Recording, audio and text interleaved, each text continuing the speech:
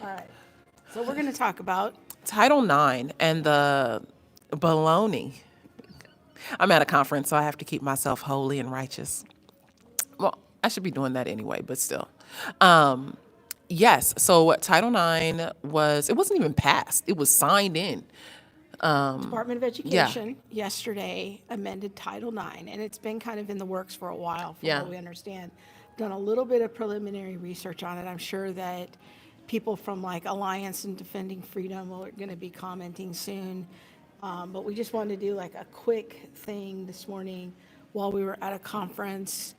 I made some posts about it on social media Yeah. last night and just wanted to talk about it really quickly. So let's talk about what Title IX was before the changes came in. So Title IX was originally signed into law in the Early 70s. like I want to say it was 72. I think that's It correct. was it was brought in through the Department of Education or into the Department of Yeah. Education really to be able to protect the spaces of girls and not just girls, but it created safe spaces so that like a locker room or a sports team would be sex specific and sex safe, but it didn't just do that. It did so much more than It that. was a lot of it was about equal opportunity or equal Yeah. access for women, particularly carving out spaces for women's sports, and has kind of evolved over time into, like you were saying, the locker room issue and all of that. But it's really was on the basis of sex, equal action, equal access, and equal protection. Yes. And so it was something that was needed, especially during a time when, a woman may not be able to get that protection or that access. She might not be allowed into the school based on her sex, Yeah. or she, may not get dorm room access based on sex. And so there were a lot of inequalities, and Title IX came in to help offer protection against some of that discrimination. So now what happened yesterday was, and you can go on the government website, just go on Google, type in Title IX, and you're gonna see a lot of news stories about it, but you'll be able to see the main page. I think it's on the Department of Education page. And the big amendment was that now gender identity is falling under Title IX. And so gender identity can be any person who identifies as a female can now theoretically have equal access and equal protection for things that are were formerly on the basis of sex. Now it's on the basis of sex and gender identity. Yes. Yeah. And so many people are upset because what does this mean for my kid's locker room? What does this mean for my kid's softball team? What does this mean for the bathrooms? How do schools and administrators plan to protect, especially girls, when they are, using the restroom or showering or, wanting to participate in a female-only sports team? If a male who identifies as a female now decides that they want to join that team. Another big issue is that sexual harassment or sexual discrimination will be dependent on gender identity as well. And so potentially the whole pronoun issue, you could have a kindergartner being reprimanded at school for sexual harassment if they don't use the proper pronouns. Yes. Because this will affect kindergarten through college. And I was just about to say that this is a K through college situation. Title IX is K through. So it's not just, in high school, it's not just in universities, but this is all the way through. Yeah. I mean, like we have seen some of this in regards to race with kids in lower grades being punished for very silly things and like making comments. For example, we had a situation where there was a 6-year-old in 5, 6 in kindergarten. They were playing on the monkey bars. Rightfully so. One of the little boys said, "Hey, What's what little kids do. yeah, you're a monkey. Look at you on the monkey bars." unfortunately, this was a white kid to a black kid. White kid got in trouble Now it's for, racist. calling him a monkey, and now it's racist. If we aren't, careful and really having appropriate conversations with our kids, or, what do you say with pronouns and things like that, your child runs the risk of, well, he was a boy yesterday. I don't know. And the pronouns are getting a little bit more and more crazy. Now, somebody was asking on the stream, what about private institutions? This applies to those institutions, kindergarten through college, who receive federal funds. And so let's say college scholarships through federal programs, it would impact those institutions, even if they're private. It would impact a school that maybe is receiving federal money for a lunch program for low-income students. But what I think, and this is something that we'll need like our friends at the Alliance of Defending Freedom to speak into, is religious institutions, religious schools. According to the document I read yesterday from the Department of Education, I'm pretty sure it allows for religious exemptions, but I'm sure that will also eventually be tested in the courts. Yes, and there are specific organizations that are trying to usurp that right now. They are working in universities. They have plants in universities to be able to overturn a lot of that, or to demand their rights. For example, you can look up Soul Force, SOUL Force, FORCE, I believe it's .org, or you can look up the REAP Project, the REAP Project. These are organizations that train and raise activist students to be able to go in and bring in queer ideology Into Christian institutions. Yes. Now, we featured both of those on a podcast recently with our friends from the Religious Freedom Institute. I think that podcast was back in February. People can go back on all the things and see that podcast. It's called something about when the woke come to your church or something like that.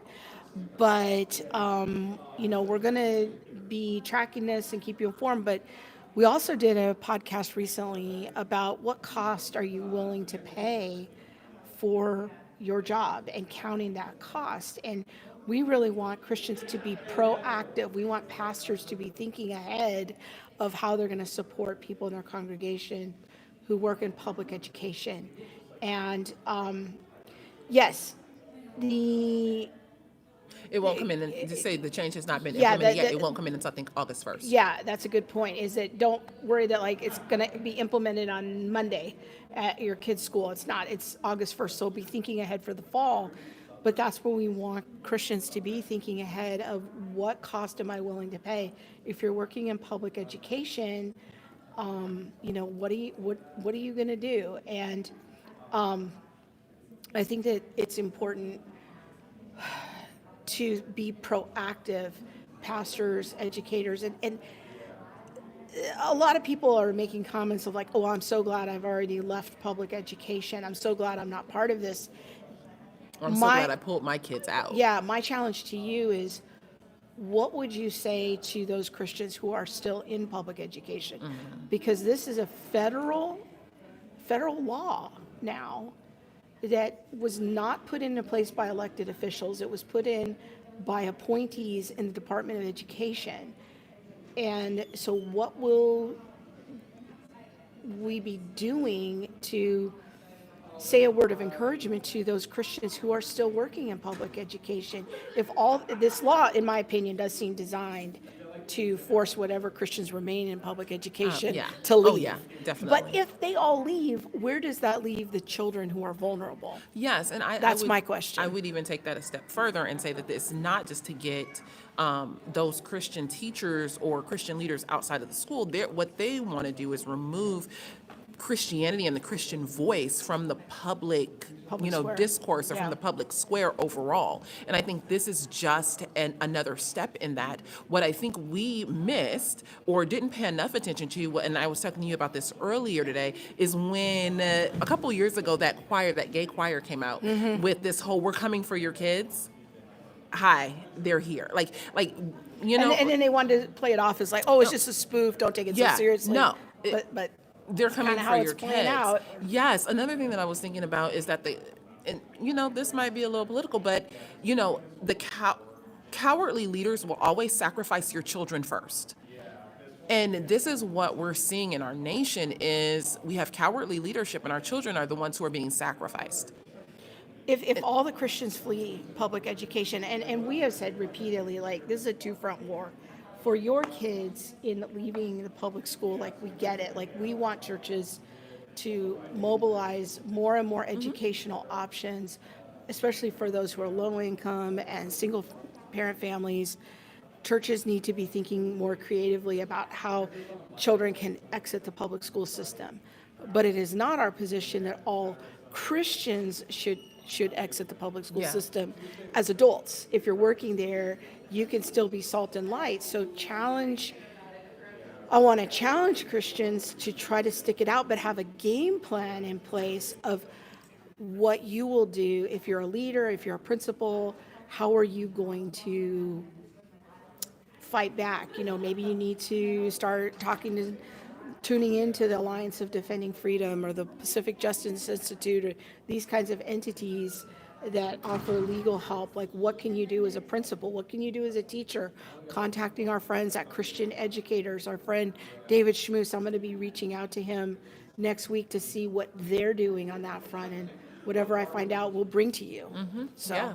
Yes, it is. It's definitely a hard situation for Christian leaders to be in. I would say parents, make sure if your kid is in public school, have conversations with them.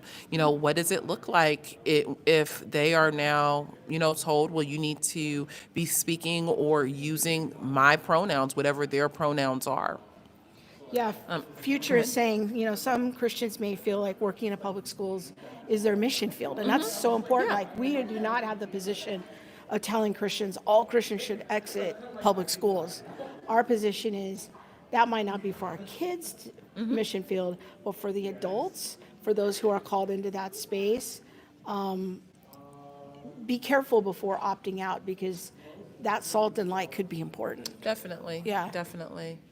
What are the other comments? Laura says we need to be praying for our friends serving in a public school system to stand firm against the schemes of the enemy. Somebody's, talking about lawsuits, and I think, a lot of this will be arbitrated in the courts to try to be overturned. I hope so. I mean, I guess a part of me really wishes or was looking for people's statements as soon as, we knew that this was coming down the pike, or as soon as it was official and officially signed. Like, where was the church's, like, we disavow, or we stand firmly against this, or we will not comply.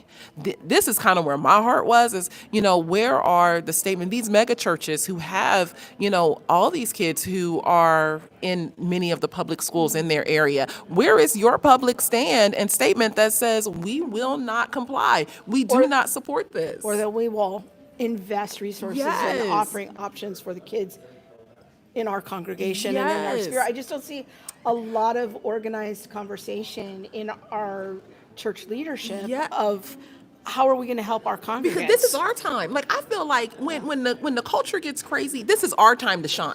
Like, oh, y'all got that new gender policy? Hey, because I got truth. I know what a human being is. I know how to define a human being. And so because I know how to define a human being, we're actually going to stay on the side of truth.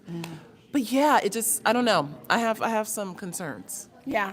So anyways, that's just a quick update here. We are at the Intelligent Faith Conference this morning in Anaheim, California, and Monique's going to be speaking later on a couple breakout sessions. We're here with our friend Elizabeth Urbanovitz and our friends from Reasons to Believe. Jane Pantic is here. Jim Wallace was here last night. Yeah. So there's a lot of our friends of the ministry here at Intelligent Faith, and looking forward to that. Be sure to tune in for the live show tonight. Kevin Briggins and I will be talking about the question, is it World War III? What in the world is happening in Israel? How can we make sense of events in the Middle East from a Christian perspective? So don't forget to tune in for that tonight. All right. See you guys later. Bye. Bye.